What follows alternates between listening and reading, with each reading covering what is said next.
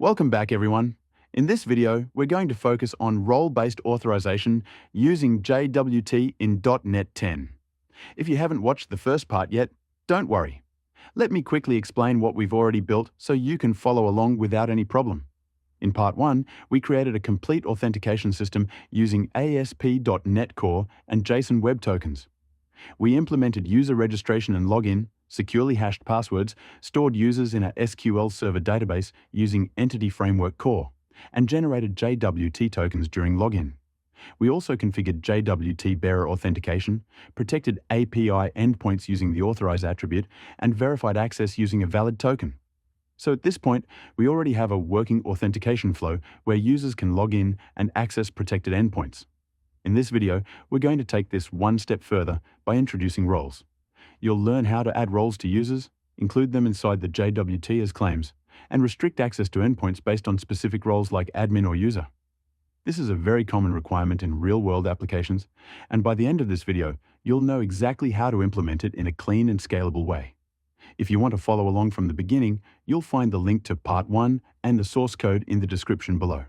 Now let's start working with roles. The first thing we need to do is update our user entity. Open the user class and add a new property called role. This property will be of type string and will represent the role assigned to the user, for example, admin or user. Storing the role directly on the user keeps things simple and works very well for many applications. Later on, we'll include this role inside the JWT as a claim. Since we added a new role property to the user entity, we need to update the database. Open the Package Manager console and run add migration, add user role. This migration will update the users table to include the new role column. If you can't find the new role column in the database, that's because the migration hasn't been applied yet.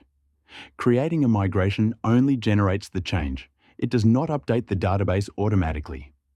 To apply it, open the Package Manager console and run update-database. After this command completes, refresh the database and you'll see the new role column in the users table.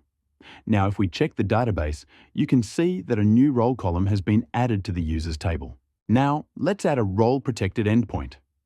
On this endpoint, we use the Authorize attribute with the roles parameter set to admin. This means only users who have the admin role can access this endpoint. If a user is authenticated but does not have the admin role, access will be denied automatically. Inside the method, we simply return an OK response saying, "You are an admin." In the next step, we'll make sure the user's role is included in the JWT so this authorization rule works correctly. Now we need to assign a role to the user. Open the users table in the database and update the role column for our user. Set the role value to admin and save the changes. This user is now marked as an admin in the database. Now let's update our JWT token. Inside the createToken method, we add a new claim called role. This claim will contain the user's role value from the database.